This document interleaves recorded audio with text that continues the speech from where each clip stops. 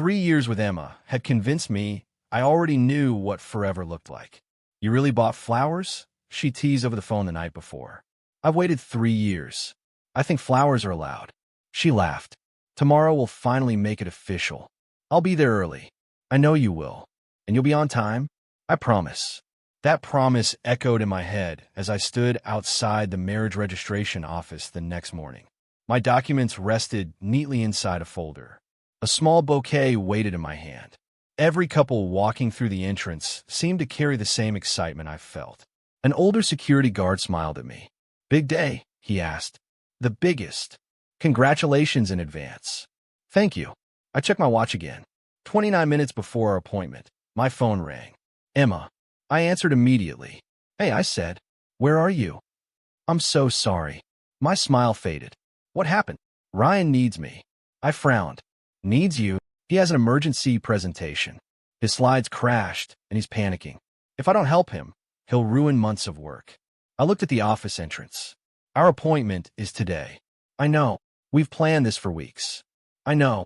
Emma." I wouldn't ask if it weren't important. I stayed quiet. She continued softly. "Can we register next week instead?" "You want me to cancel because your co-worker has presentation problems?" "It isn't just presentation problems." "Then what is it?" "He's depending on me." I closed my eyes. "I'm depending on you too. I'll make it up to you." "When?" "Next week. Same day. Same time." "You promise?" "I promise." I stared at the bouquet. "All right. You're not angry?" "I'm disappointed. I'm really sorry. I'll see you next week." "I love you." "I love you too." The call ended. The flowers suddenly felt heavier than they had a minute earlier. The receptionist looked toward me. "Are both applicants present?" she asked. "Not today. Would you like to reschedule?" "Yes." She nodded kindly. "It happens." I forced a smile. "I guess it does." I walked home telling myself emergencies happened. Emma had always been caring. Maybe that kindness was one of the reasons I loved her. When we met for dinner that weekend, she reached across the table. "I'm sorry." "I know. You still believe me?" "I do." She squeezed my hand. "Next week nothing will stop me." I smiled. "I'll hold you to that." "You should." 7 days passed surprisingly quickly. I ironed my shirt again. I checked the documents 3 different times. I bought another bouquet. This time I refused to imagine anything going wrong. When I arrived, I even laughed at myself. "You're nervous?" I muttered. A young couple beside me smiled. "You too?" the man asked. "Apparently. It gets easier after the paperwork." "I hope so." My phone vibrated. "Emma." A strange feeling settled in my chest before I answered. "Hi." Her voice trembled. "I'm sorry. I didn't speak. Ryan was in a traffic accident." I looked toward the office doors. "Is he seriously hurt?" "No. Just minor injuries." I waited. "He's asking for me." "So you're going?" "He doesn't want to be alone." "And I do." Silence. "Our appointment starts in 30 minutes." "I know." "Emma." "I'm torn." "No." "What?" "You're making a choice." "It isn't that simple." "It is." "I can't abandon him."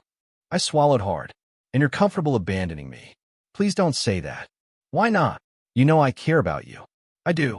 But every time our future competes with Ryan, I lose." "That's unfair." "Is it?" "He needs support.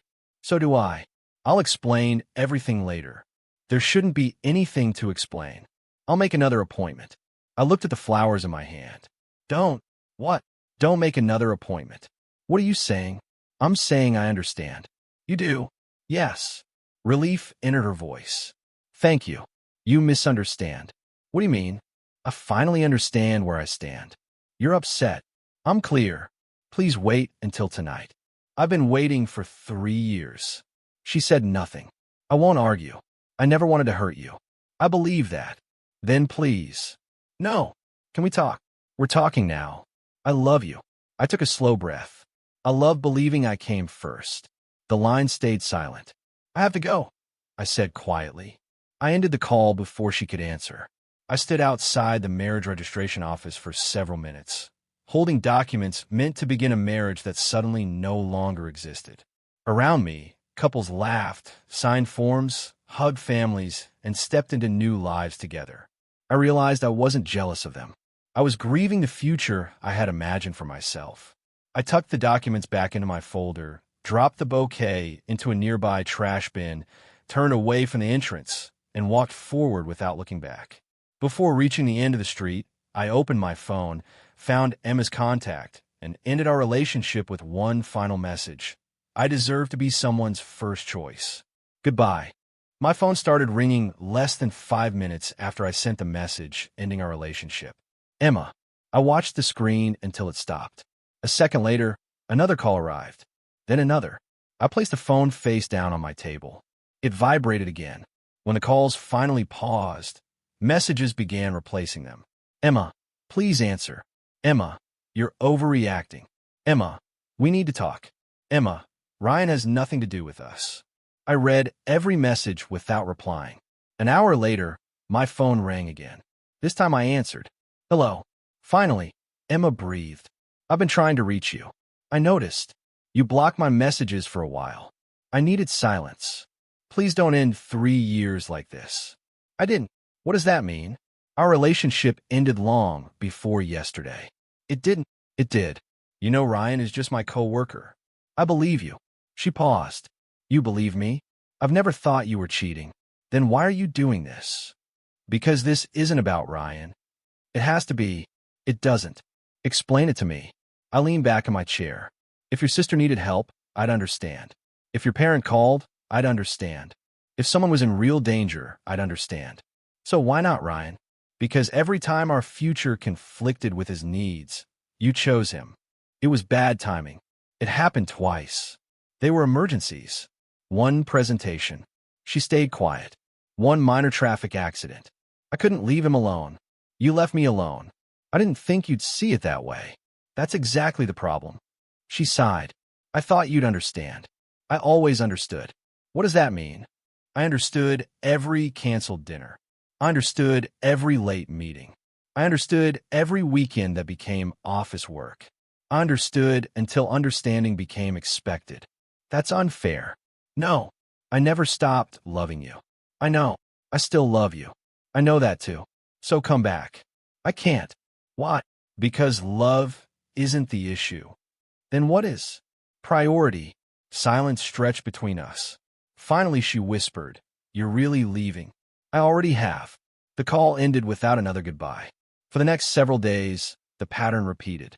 She called every morning. She texted every afternoon. She apologized every evening. One message read, Ryan told me I'm losing the best man I've ever known. Another said, He's just my friend. Please believe me. I answered only once more. Emma, thank goodness. I need you to hear something. I'm listening. I don't hate Ryan. You don't. No. I thought. I barely know him. Then why? I ended our relationship because of choices. My choices. Yes. I can change. I hope you do. For us. For yourself. Please give me another chance. If I do, what happens next time someone else needs you? She stopped speaking. I waited. She couldn't answer. You see? I asked quietly. She cried softly. I'm sorry. I know. I never wanted to make you feel second. But I did. Yes. I wish I could change yesterday. So do I. I'll always love you. I hope one day someone receives all the love you're trying to give. And you. I hope I stop waiting. That was our final conversation. The following Monday, I walked into my manager's office carrying a sealed envelope. He looked up from his computer. You look serious. I am. He accepted the envelope. A resignation? Yes. I wasn't expecting this. I wasn't either. He read quietly before looking back at me. Is this because of the overseas expansion project? Partly. I thought you turned it down months ago. I did. What changed? My life. He smiled sympathetically. I heard there were personal developments. There were. The offer is still available. I'd like to accept it. You realize it means relocating overseas for at least 3 years. I know. New office. I know. Different culture. I know. No turning back. I smiled for the first time in days. That's exactly what I'm looking for. He stood and extended his hand. I'm glad you changed your mind. So am I.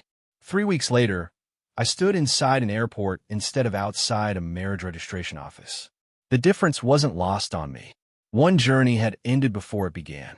Another was finally beginning. As I waited to board, my coworker Daniel waved from across the terminal. There you are. I thought I was late. You've got 30 minutes. I guess I'm early for once. He laughed. You engineers always are. I've had enough experience waiting. He studied my expression. Bad memories? Old ones. Ready to make new memories? I think so. Good. He handed me a company folder. Welcome to the international team. Thank you. The office is full of good people. I could use that. They'll like you. I hope I like myself again. You will. The flight lasted long enough for me to realize I hadn't checked my phone in hours. For the first time in years, my future wasn't waiting for someone else's decision. It belonged to me. The overseas office welcomed me with warmth I hadn't expected. My teammates invited me to lunch. Senior engineers respected my ideas. Junior staff asked thoughtful questions. Nobody treated my time as something endlessly available. Weeks turned into months. The challenging projects demanded my full attention. Every completed design restored confidence I hadn't realized I had lost. Every successful meeting reminded me that my voice mattered. Every genuine friendship proved healthy relationships never required begging for importance. Some evenings, I still remembered Emma. I hoped she was happy. I hoped she had learned what I had learned. But I never questioned my decision again. I had spent years waiting outside the life I wanted.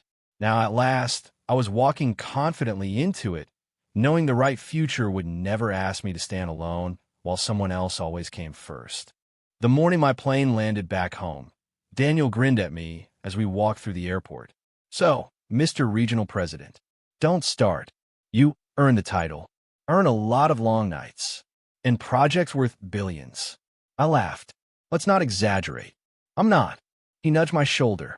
You remember when you boarded your first flight, looking like the world had ended? I remember. You look different now. I feel different. You should. Our driver loaded our luggage. The hotel first? He asked. Yes. Daniel looked at the schedule on his phone. The Industry Awards banquet starts at 7. I'll be there. They're giving you the Innovation Leadership Award. I still can't believe it. Believe it. I spent years just trying to survive. Now you've changed skylines. I smiled quietly. I guess life has strange timing. That evening, I adjusted my tie in the hotel mirror. 3 years ago, I had stood outside a marriage registration office holding flowers. Tonight, I stood inside a luxury hotel preparing to accept recognition for work I once believed impossible. Daniel knocked.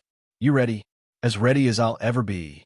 The ballroom buzzed with conversations. Architects, developers, engineers, investors, former colleagues, new partners. People stop me every few steps. Congratulations. We've admired your overseas projects. Your waterfront development inspired our team. It's an honor to finally meet you. I thanked each of them, still feeling slightly overwhelmed. As I reached the refreshment table, a familiar voice stopped me. I almost didn't recognize you. I turned. Emma stood only a few feet away. For several seconds, neither of us spoke. Finally, I smiled politely. Hello, Emma. She looked at me carefully. You've changed. I suppose I have. You really have. You look well. She laughed softly. I was going to say the same thing. Another silence settled between us. She broke it first. I followed your career. You have. She nodded. Every promotion. I looked surprised. Every interview. Emma. Every project announcement. I exhaled slowly. I didn't know. I never missed one. Why? Because I wanted to know you were doing okay. I'm doing more than okay. I can see that. She glanced around the ballroom. They're honoring you tonight. Apparently. You deserve it. Thank you. She smiled sadly. I always knew you were talented. I wasn't always sure. I was. A waiter passed beside us. She accepted a glass of sparkling water. You still don't drink at business events? She asked. I smiled. You remember? Of course I remember. You remembered a lot. I remembered everything. She looked toward the stage. I used to imagine what your life would become. And I imagined success. She laughed quietly. I just never imagined I'd be watching it from the audience. I didn't answer. She looked back at me. I owe you something. You don't owe me anything. I owe you honesty. You've always been honest. Not with myself. I stayed silent. She took a deep breath. Ryan transferred to another company a few months after you left. I heard something about that. We barely spoke afterward. I see. Our friendship just faded. I nodded. I guess work changes. It wasn't work. What was it? I finally realized our friendship only existed because we worked together every day. And after that, we naturally drifted apart. She looked directly into my eyes. I kept thinking about our last conversation. The one about priorities? Yes. I remembered every word. I didn't expect that. I hated admitting you were right. You don't have to say that. I do. She sighed. I spent a long time blaming timing. I listened quietly. Then I started noticing little things. Like what? My sister stopped calling because I always postponed visits. My parents began making plans without asking me. Friends quit inviting me because I canceled too often. She looked down. It wasn't one huge mistake. I nodded slowly. It never is. It was hundreds of small decisions. Yes. I kept choosing whatever seemed most urgent, and important things slowly disappeared. Exactly. She smiled sadly. You understood before I did. I learned it the hard way, too. She frowned. What do you mean? I kept telling myself waiting proved commitment. It didn't. No. It only taught me to accept disappointment. I'm sorry. I know. She looked around the ballroom again. When I saw your name on tonight's program, you almost didn't come? I almost left. Why? I wasn't sure I deserved to see you. You don't need permission. I wanted to congratulate you. You just did. I also wanted you to know something. I'm listening. I never stopped regretting those 2 days. I believed you. They changed everything. They did. I wish I could undo them. I know. The announcer stepped onto the stage.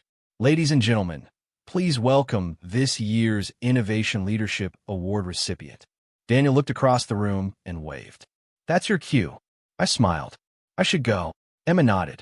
You should. As I turned, she spoke again. I'm proud of you. I faced her once more. Thank you. No matter what happened between us. She hesitated. Seeing you become the man you were always capable of becoming makes me genuinely happy. I appreciate that. And she smiled through obvious regret. I'm grateful you taught me something I should have learned much sooner. What was that? Every important relationship is built by countless small choices. I nodded. Not one dramatic moment. Exactly. We shared one final quiet smile. No anger remained. No bitterness survived. Only understanding.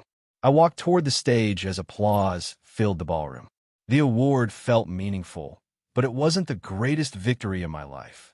3 years earlier, I had walked away from someone who couldn't choose our future. Tonight, I walked confidently toward a future I had built myself.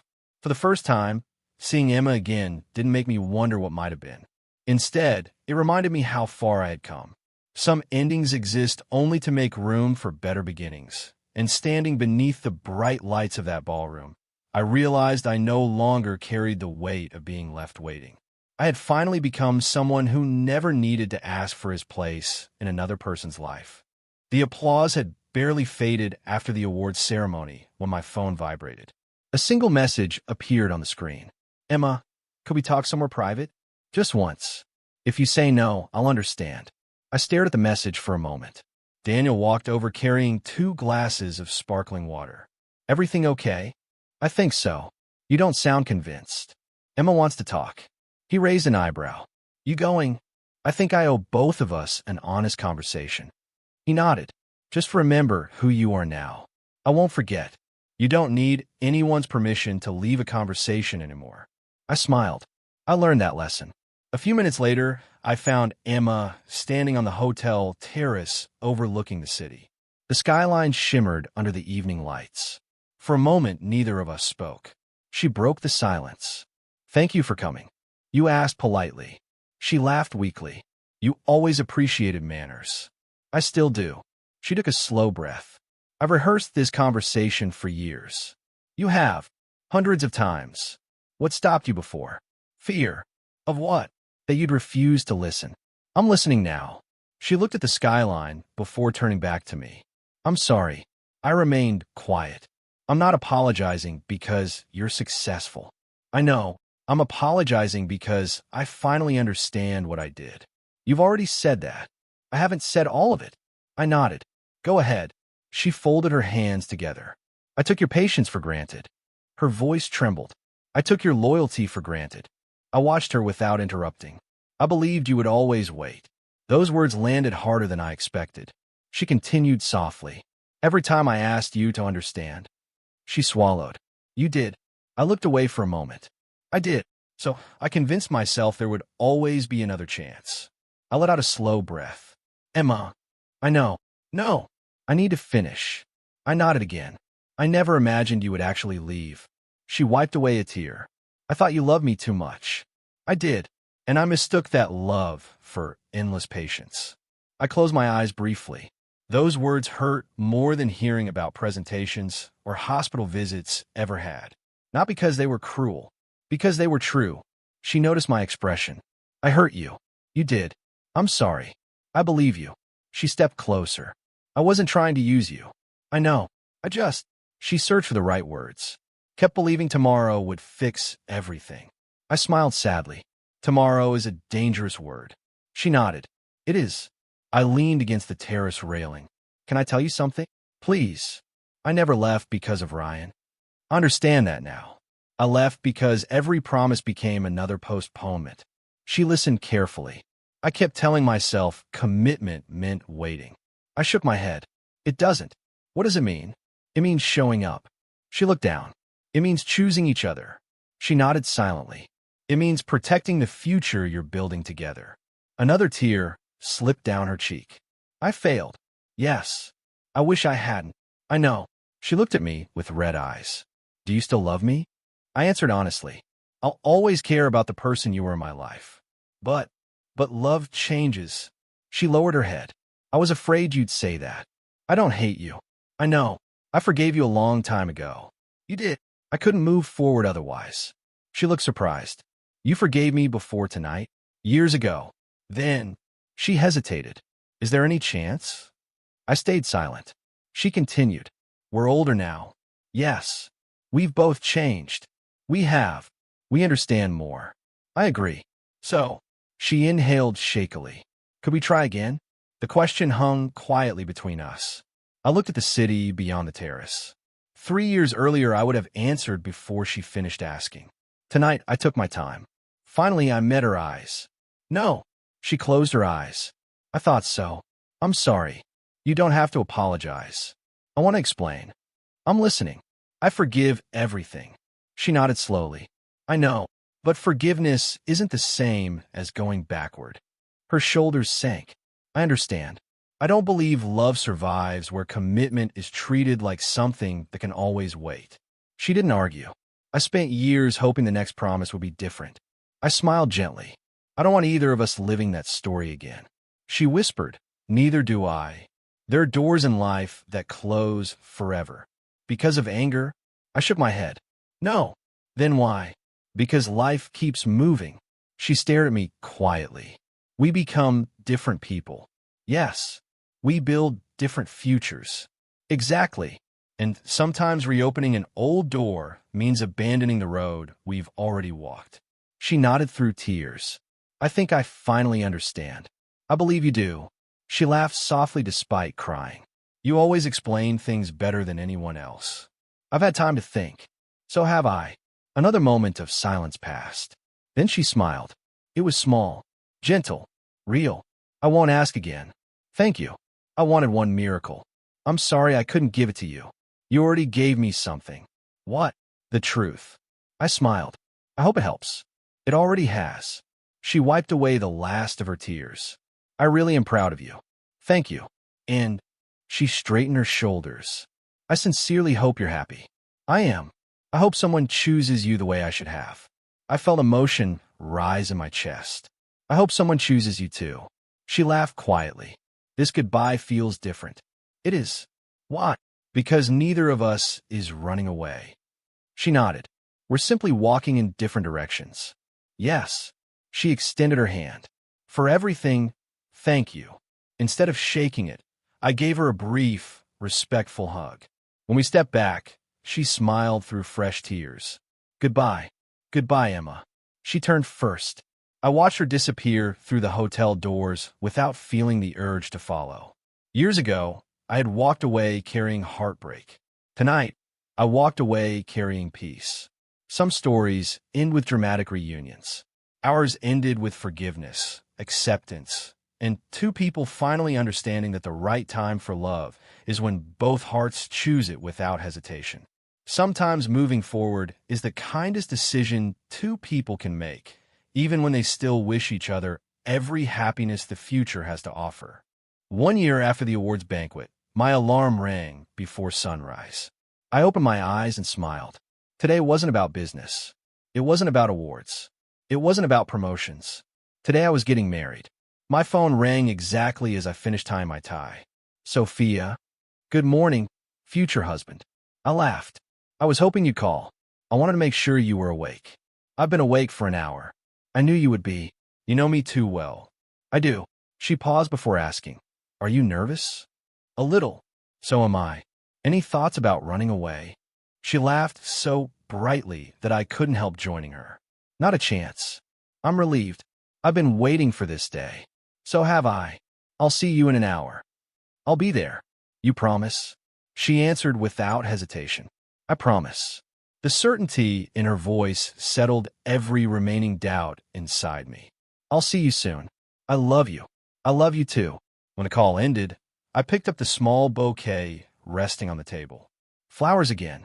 This time they felt completely different. Outside the government marriage registration office, I arrived 15 minutes early. Old habits never disappeared. The same building stood exactly as I remembered. The same entrance. The same waiting area. The same quiet benches. 3 years earlier, I had stood there believing love meant waiting. Today I understood something entirely different. A familiar security guard looked at me for a moment before smiling. I remember you. I laughed in surprise. You do.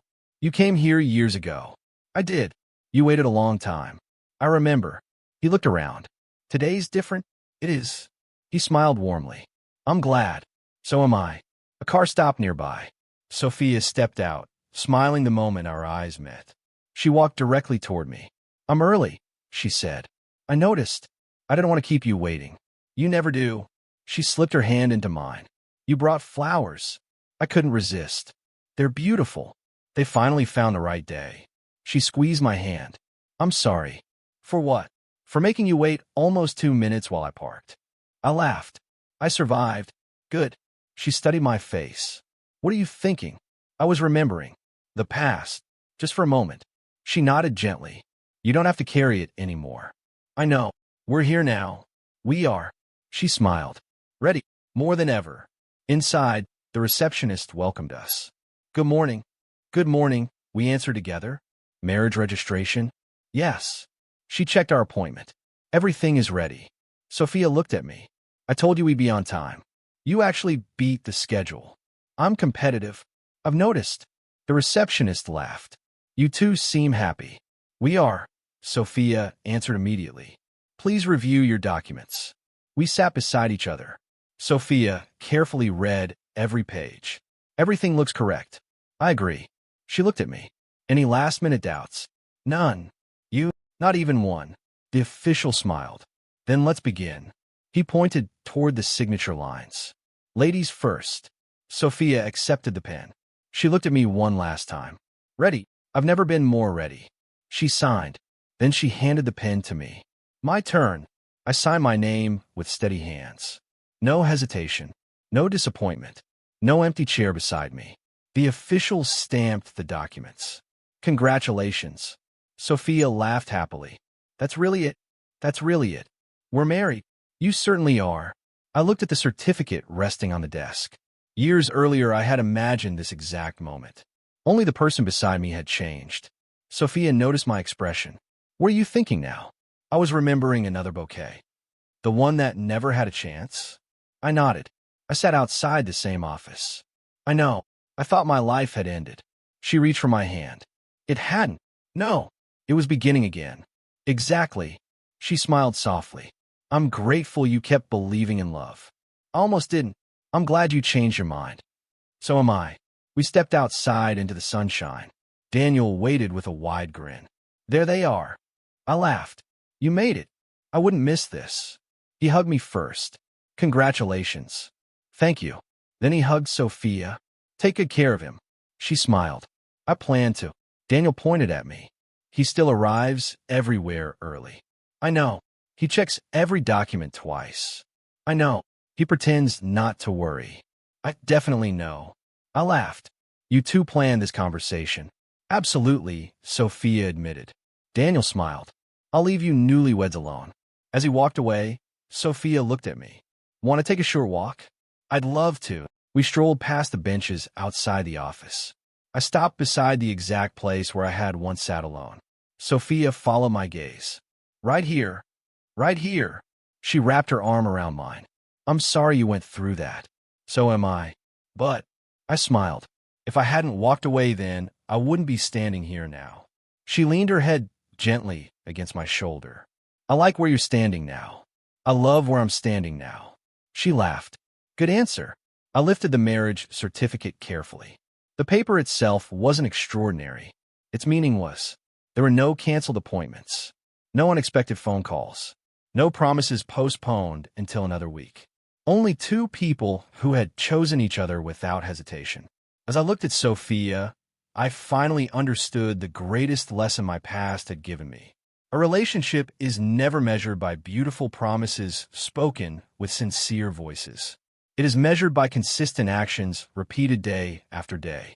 Real commitment appears in showing up, keeping your word, and protecting the future you choose together. I once believed leaving someone who kept me waiting meant losing the love of my life. Instead, it became the first step toward meeting the woman who never made me question where I belonged. Holding our signed marriage certificate beside Sophia, I smiled, knowing I would never again mistake waiting for love, because the right person had quietly proven that love arrives on time, stays true to its promises, and always chooses to walk beside you instead of asking you to wait alone.